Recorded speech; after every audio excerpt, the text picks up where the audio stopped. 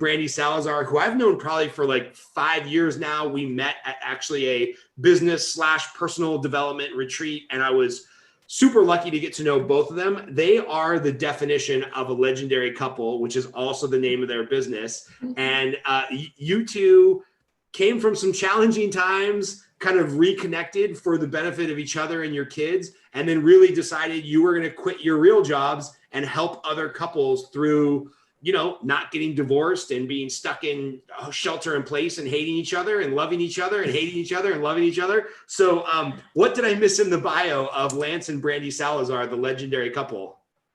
You know, nothing really, other than I think our story is just super common for most couples. I think that's where legendary couples came from, really in a lot of ways was an accident. You know, we when you met us, Scott, we were probably just on the other side of deciding that we were going to stay together and not get divorced. And so I think our realness and our rawness about us almost getting divorced and then figuring out how to stay together and loving each other more than we ever had, I think sparked a lot of interest from other couples that were like, yeah, you know what, us too. You know, we're there now. What did you do? And we're like, well, I don't know. Let's go back and figure out what we did and then share that with everybody else. And that's, you know, where it came from was really, I actually resisted. I didn't really feel like I was qualified, so to speak, to help couples, other than I was a guy who worked on himself and got his wife to somehow fall back in love with him, and somehow and vice versa. And it was an accident. And away we went. Yeah. So yeah, you were like a pharmacist or something, Lance, right? Yeah, I still am. I still am a pharmacist, you know, but yeah, and that's I think where I struggled with wanting to help other couples, because I was stuck in this sort of realm of you need to be licensed and certified in some way to actually help people. Or and I'd been coaching for years, just rogue. Yeah, she was rogue. You know, so I felt like, you know, these therapists were really the experts on relationships. But what I think a lot of couples found was that you know, therapists are great and they're wonderful, but they hadn't really been through the fire of what we had been through ourselves. So they wanted to connect with us because we could relate. It was the first moment that I felt empathy, really, in a lot of ways, was talking to a guy whose marriage was not going really well. And I could like, I feel into that, right? So I think the God, the universe, you know, whatever your beliefs are, but those powers pushed, you know, me and us into helping other couples as well. And Brandy, you know, I've had the benefit of seeing your guys' kind of life journey, you know, kind of with yearly updates at the best year ever, and then on social media and whatnot. But I know that you guys, you know, when you decided to recommit to your marriage, it was a whole lifestyle change, like where you live, how you work, what you do. Can you talk a little bit about how much of that was intentional and how much of that was maybe just like a byproduct of things working out again? Yeah, you know, and it wasn't right away. You know, we sold everything and quit our jobs 3 years ago, but we saved our marriage about 6 years ago. And so it was a byproduct of us really working to live in alignment. And it worked. I mean, we were doing much better, and we were, you know, I still had the real estate company and he was still working full time. And, you know, we were doing much better prioritizing, but we got into this habit of casting visions for our lives and getting really excited about what happens when you actually move your hands and feet towards that vision. And we were like, what if, you know, what if we really started to design a life exactly how we wanted? Would we be living here? Would we be doing this? What would it look like? And we were like, let's just give it a shot. I mean, what do we have to lose, right? I know how to do real estate. I, you know how to do investing. You can get a job anytime. Right. And so let's just try. Yeah, let's just try it. What's the worst that can happen? And if we sell our house, you know, and use our savings, like we could not work for a couple of years and just see what happens. And so that's what we did. We sold our dream home and quit our careers and moved to a 70-year-old farmhouse with our kids and took them out of school. Yeah, took them out of school. We started homeschooling, took them out of school. You know, we took a pause on legendary couples for a little bit just to regain our bearings and kind of take a breather. Like, you know, I was ending a, you know, at the time, like 15-year career of really fast-paced career. Like I was tired. And so taking a break was part of that, and really just figuring out what this new life looked like. I think a lot of what we just decided was that we were really like in love with each other, and we really felt that we had each other and that we were a team, and that we stopped letting fear paralyze us as well from tackling new things, knowing that any direction that we went, you can always pivot and try something new. I think a lot of people get stuck in this sort of like, well, we have to stay in this house because, we're maybe financially tied to it, or there's some sort of emotional investment in it. And we were just like, screw it. Let's just try something. Let's just go and just, and just be kind of crazy. But we have each other, right? Right. But to that, we had a privilege that not everybody has, right? We had money in the bank and a house that we had a very small mortgage on, and it was worth a lot of money. And so when we sold it, we were able to buy a house for cash, and so there's a lot of privilege in that. We don't promote, hey, everybody, in order to have the best life you can have, make sure you quit your careers and live in a farmhouse, and homeschool your kids. Like, our way isn't for everybody, right? We know that this is really unique, what we did. But the lessons behind it are the important part. And that is, what can you do with what you have right now to move closer to your dreams, to move closer to the life that you really want to have? If what you're doing right now is not working and it doesn't feel right, I did a post on my personal page yesterday about check engine lights. Those are check engine lights, right? If you're uncomfortable, check the engine, right? Change the oil, get a new transmission, but move forward.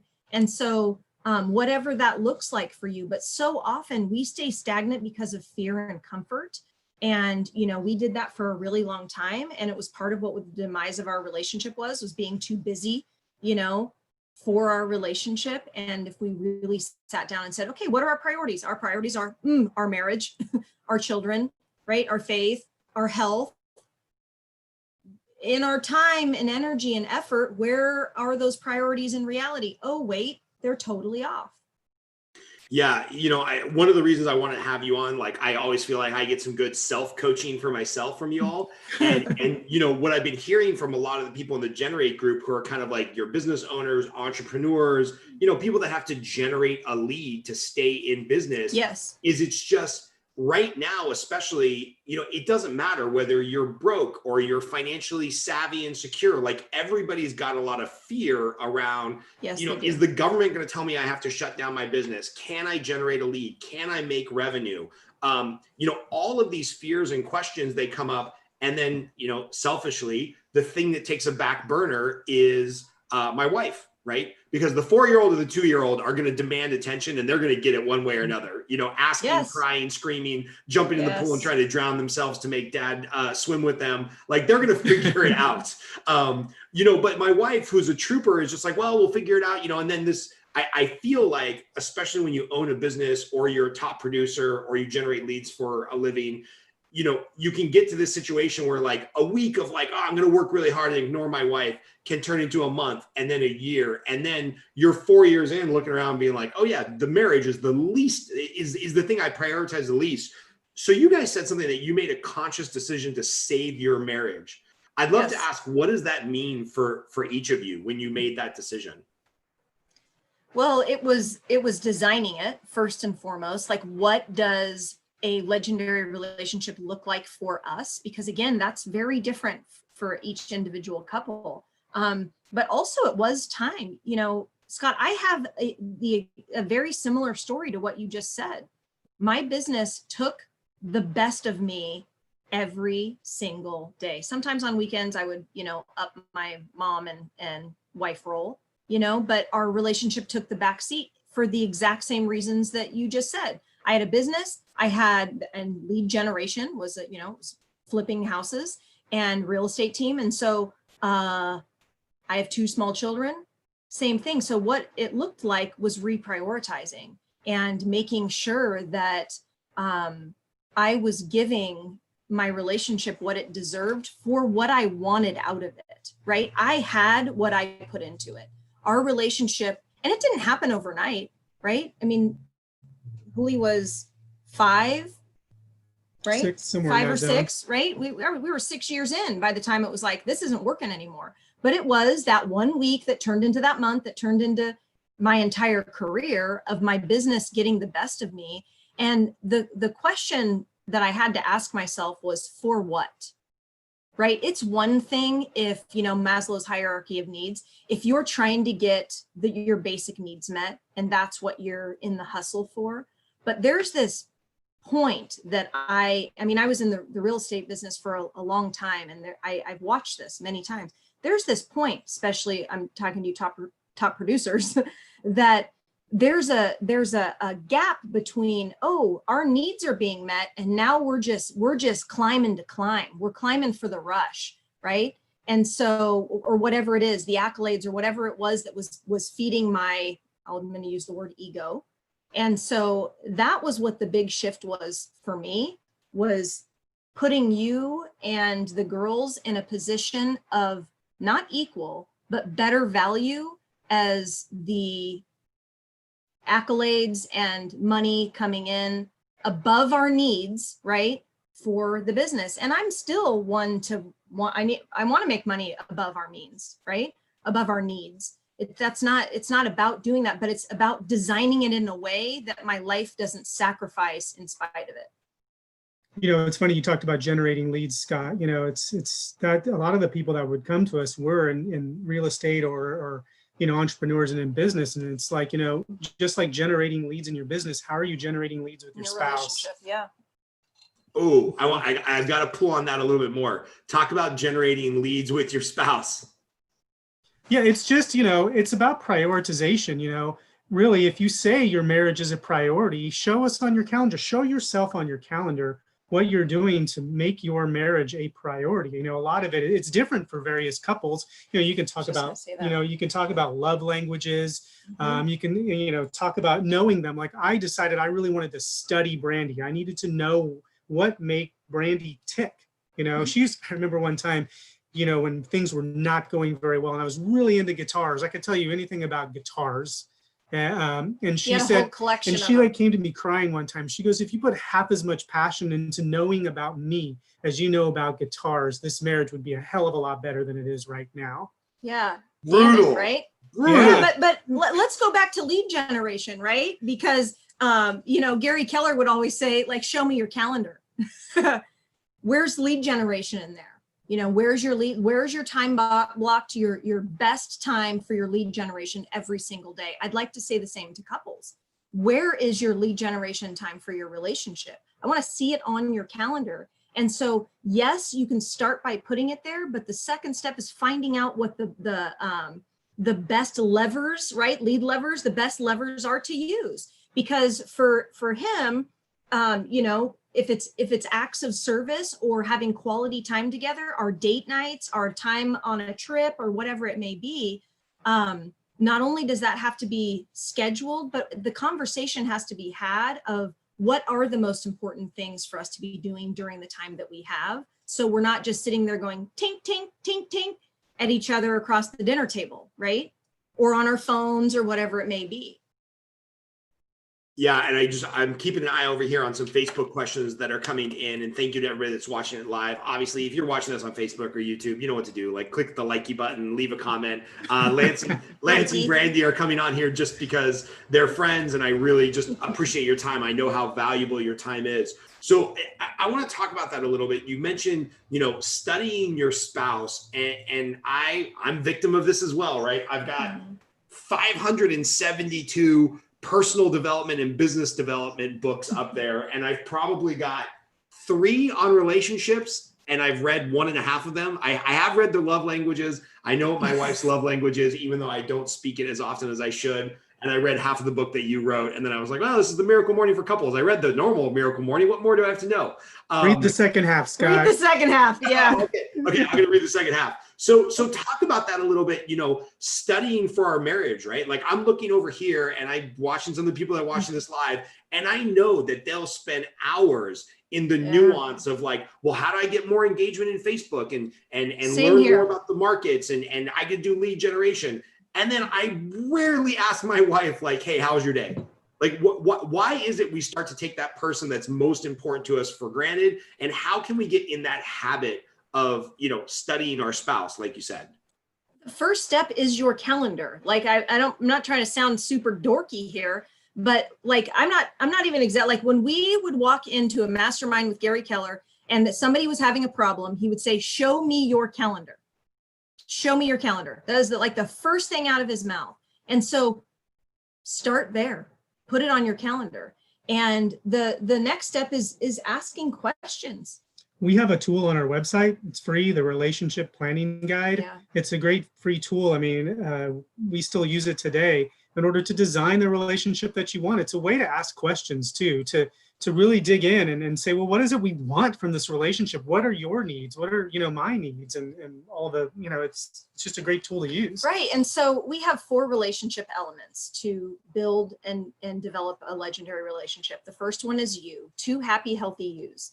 And so if one person is struggling physically, emotionally, mentally, whatever, it's really hard for the next element or any of the next elements to be solid and secure. So that's the first thing. The second thing is your partnership. So sit down and have a conversation. Hey, how's our partnership going? Are we, doing well in our roles? Are you getting enough help in the house with the kids? Or is there something that I can do to support you in your business? Whatever it may be. Again, we're on the same team, especially for entrepreneurial families. Bring the family all together, right? The next one is friendship, getting to know each other, deep knowing, where vulnerability starts to kick in. And we're talking about things other than the children, other than the who's on first and what's going on the calendar. And then the next part is lovers, is intimacy. It's flirting and the word we won't say because you're live on Facebook, and you can say anything you want on Facebook. It's totally fine. But you get it, right? And so one of the things that our elements offer, just by taking that concept into account, is that make sure you're talking about all of these things. One of the things that we do and have our clients do is you have a date night once a week and you run through the elements. The one date night a week is you get time for yourself, she gets time for herself. You either alternate with watching the kids or you get a sitter. And the second one is a partnership date. You sit down and you talk about the month. What are our goals for the month? What is the schedule going to look like? How is it going? Check in. Are we doing well in our marriage? Are we doing well in parenting? The next is a friendship date. Have fun together. Don't talk about the kids. Don't talk about anything else except each other and getting to know each other. And then the last one is a romantic date like you would have in the beginning. Do something like, even if you just sat outside with a glass of wine and, held hands and talked, have a movie night on the couch or have dinner together and ask each other questions more around intimacy and improving that area of your life.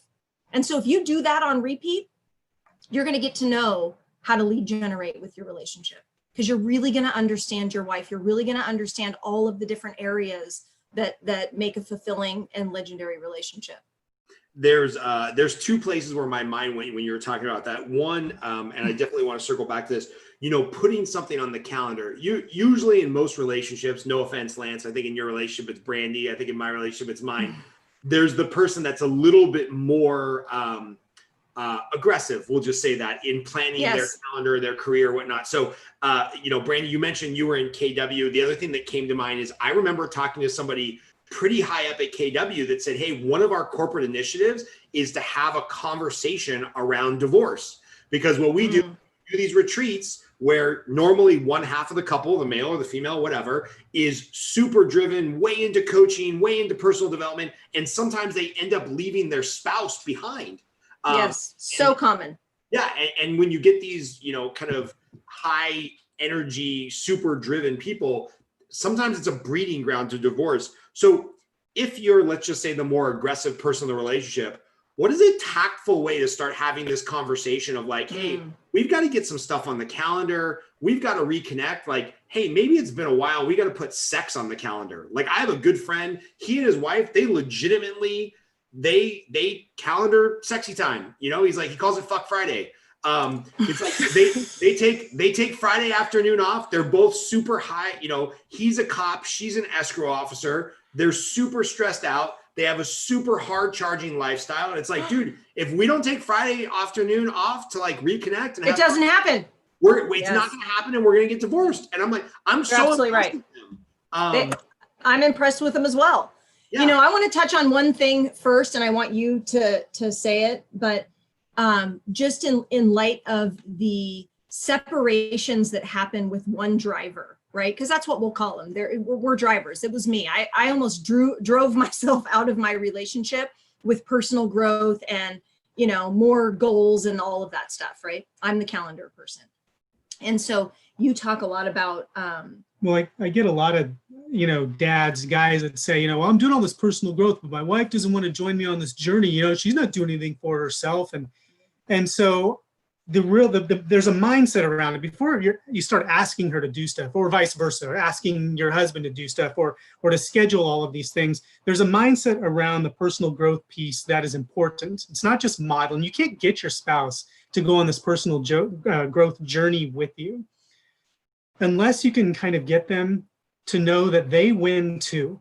The thing that Brandy was doing is she was hard charging in KW and doing all of this stuff, but I felt like I wasn't included.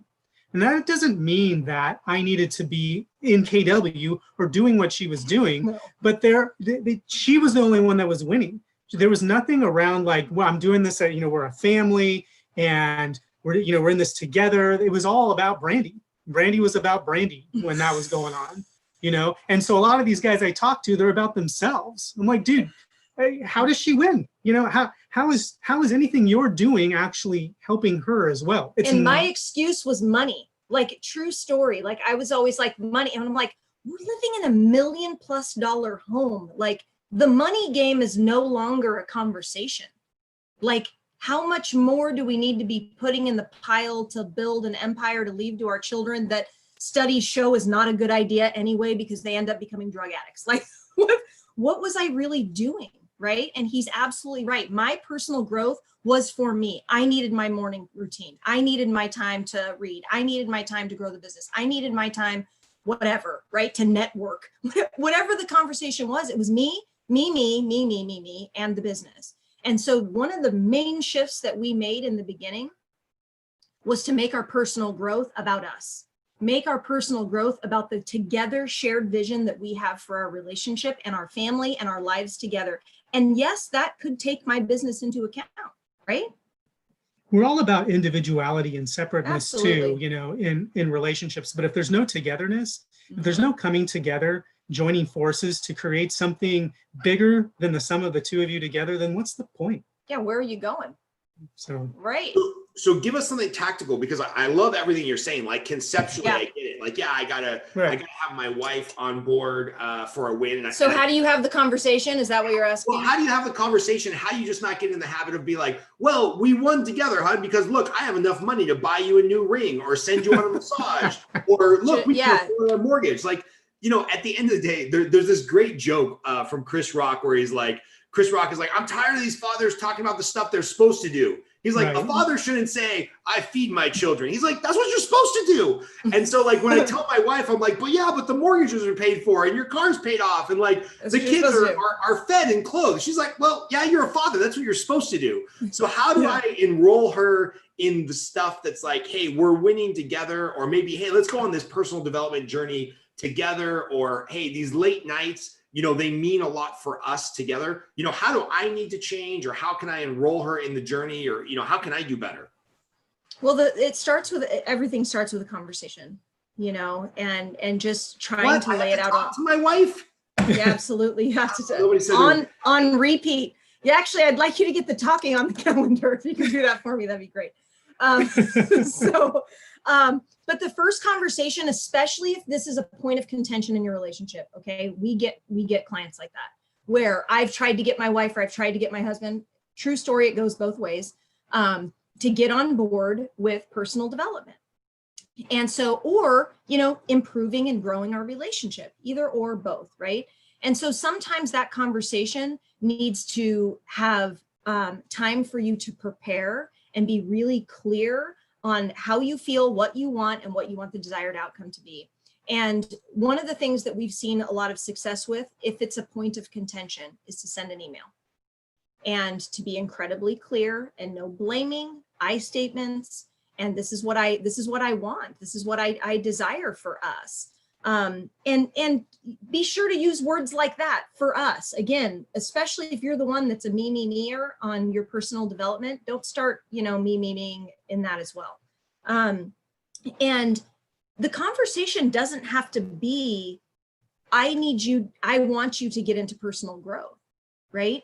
I want us to grow together. I want us to be moving forward. I feel more connected to you when we're growing together. Right. How can we grow together? How can we grow together? And so, you know, one of the things in our new date night package that we have coming out is 2 of the date nights of the 12 weeks. One is Grow Yourself, and it's cliff notes on popular books. Like we have Mindset by Carol Dweck and 4 Agreements, you know, stuff that's not marriage related. And so there's cliff notes that you read on your own. And then the next week, you know, the next week that you have your date night, it's a together growth. And there's prompts and questions on going through the content of that book and how you can apply it to your life and making commitments to grow and move forward together. And it's just a really simple way to start, because the other thing about drivers is we want 0 to 100, you know, overnight. We want quick movement, immediate results. And so relationships aren't the same. And it doesn't mean that you can't have quick results. We had quick results in our relationship. We've had clients that have had quick results, but being okay with steps in the right direction, right? This is a marathon. It's a long-term journey. And what we're trying to do is move our relationship forward incrementally. Small steps. What is there's a book called like Micro Habits. It's brilliant. There's Atomic Habits. Atomic Habits too. Yeah. Yeah. So that's how it gets started. And so when you start to, and then the other part is to incorporate, you know, your partner in the growth. I would come home from a conference. I'd get back from Austin or something, and I'd come home like a fire hose at my team and my husband, you know, and it was like, all these things that I learned, we're going to do this, and we're basically transforming the world. Nothing's going to be the same. Like, is that okay? You guys ready? And they'd be like, huh? What did you just say? Right. And so part of that was me just shutting him down, you know?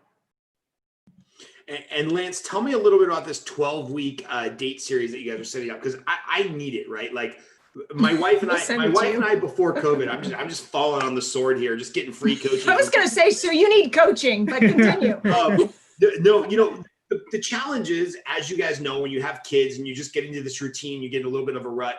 Pre-COVID, you know, my wife and I's date night had basically degraded into, it's always like a quick bite to eat, a movie, maybe sex if we're feeling up to it. I don't know. And then it's like that just became the date night, right? So like these structured date nights in this series of 4, like, oh, this one is for fun. This one is for planning and thinking. This one is for alone. You know, I'm sure one of the things that my wife loves is that I get to go be alone whenever I want, outside in the back, or with business partners, or with team members, or with coaching clients, smoke a cigar and like recharge in that primarily male environment, right? She doesn't really get that. And that's totally unfair. I'm totally open to her getting that, but like some scheduled alone time for her, some scheduled together time. Lance, if you could tell us a little bit about like, what does this date program consist of? Like, obviously I would never spend money or ask anybody in my team to spend money unless I totally believed in the product. Obviously, I totally believe in you. Whatever you guys are charging for the 12-week prompt on dates to tell me how to have better dates, I'm in, I'm paying for it. But tell me a little bit about how it's structured and what it's all about. Yeah, it's structured into, we're really big on quarters and seasons, right? We're big on seasons. And so the idea is that, you know, it's every month there are 4 dates, just like we talked about those elements. There's a you date where you're by alone. You've got that part. There's a partner's date, which is, you know, about the business side of the relationship, which I will say, just sidestep, that doesn't sound very romantic or sexy, but truth be told, our partners' dates, where we're talking about the business of our marriage, have been some of the most connecting and victorious dates we've ever had. Especially the compound effect of them as you start to win together is really, really powerful for a marriage. Right. Then there's a friend's date, which is more lighthearted and just fun, right? Just have fun together. And then there's a lover's date, which is more intimate, more romantic.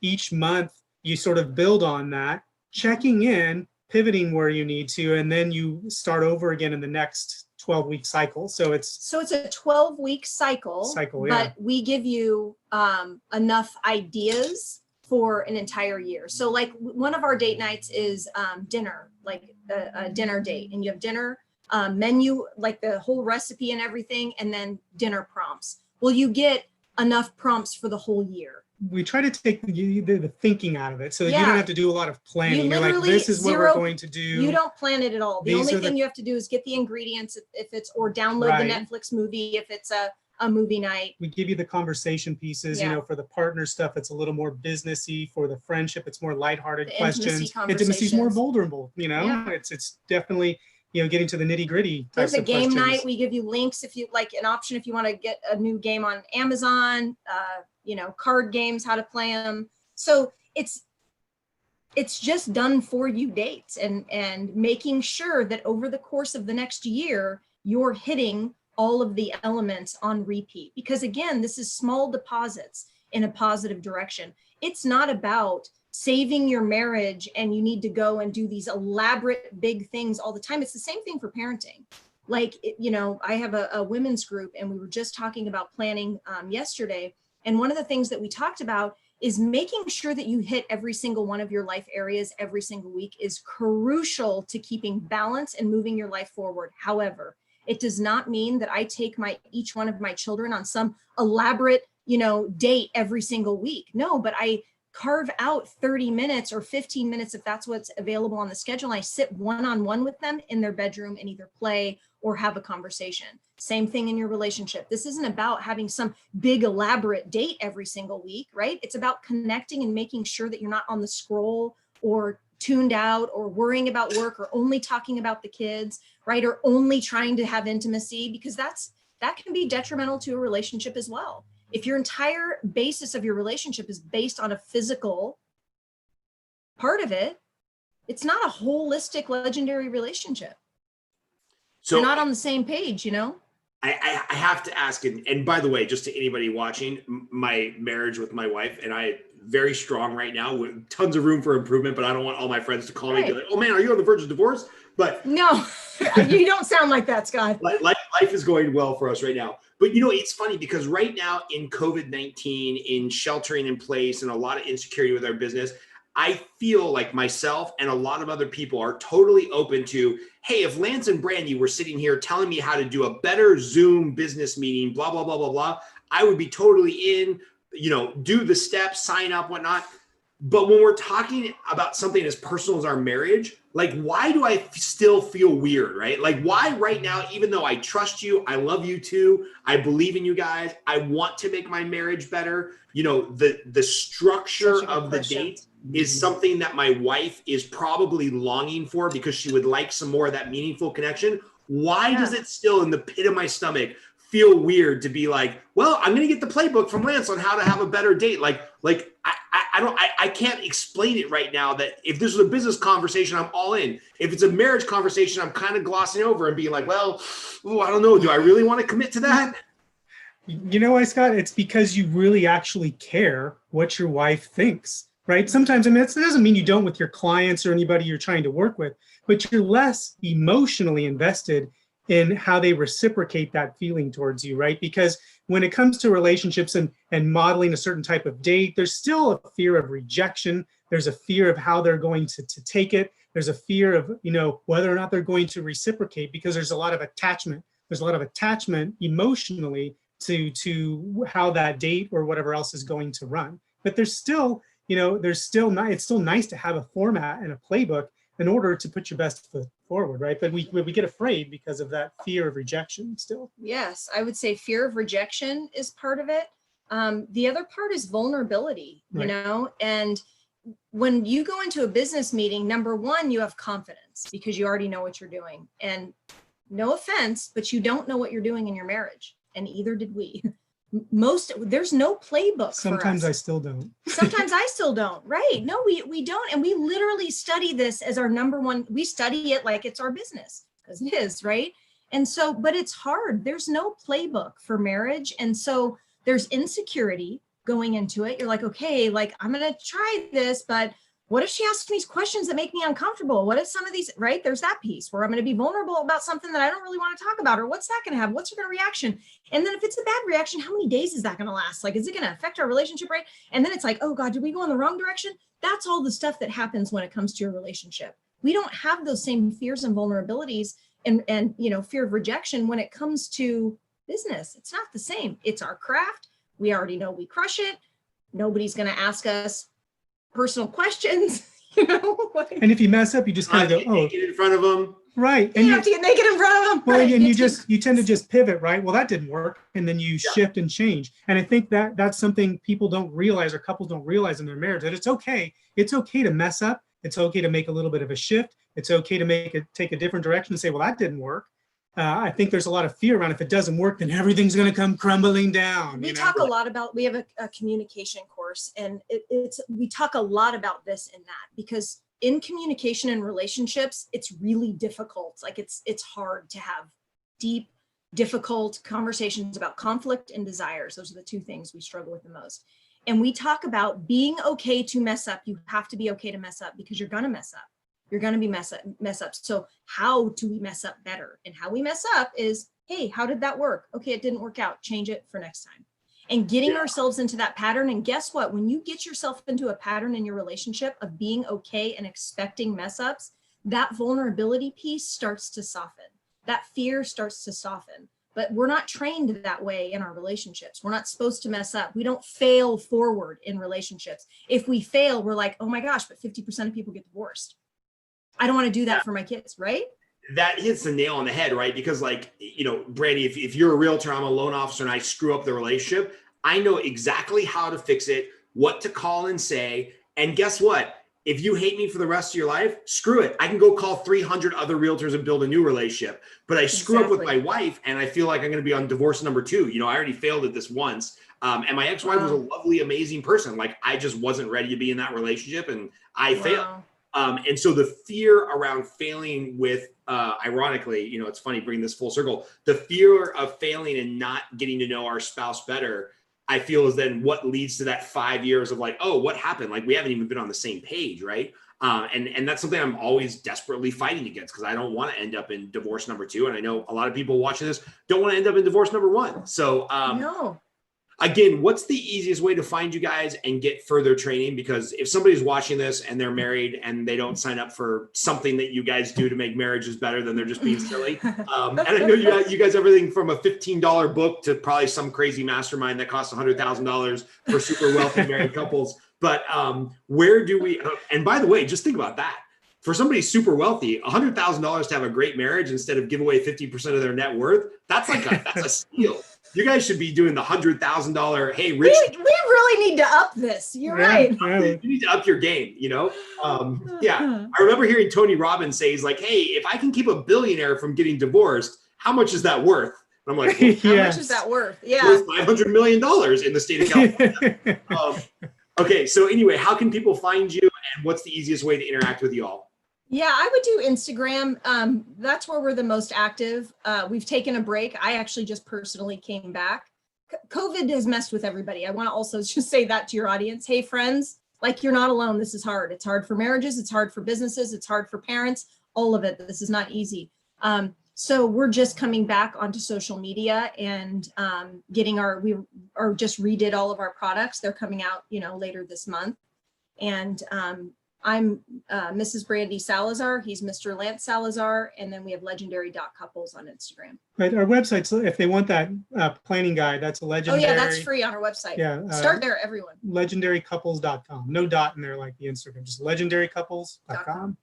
I love it. I like free. I'm going to download it. Free. I'm going to schedule some dates. When you guys are ready to roll out this new 12-week quarterly date thing, just let me know. We'll get on board, and I'll let you know how it goes. I'll give you some honest feedback about whether or not I was honest with myself and whether my wife was honest with me to figure it out. You're awesome, Scott, man. Thanks, man. It's nice to see you. It was good talking to you. When I'm up in Tahoe, I'm going to find a way for us all to get together and have some legendary drinks. Do that. We've got girls that will probably help, babysit yours. Oh, our oldest would eat your little guys up. They'd love it. Yeah.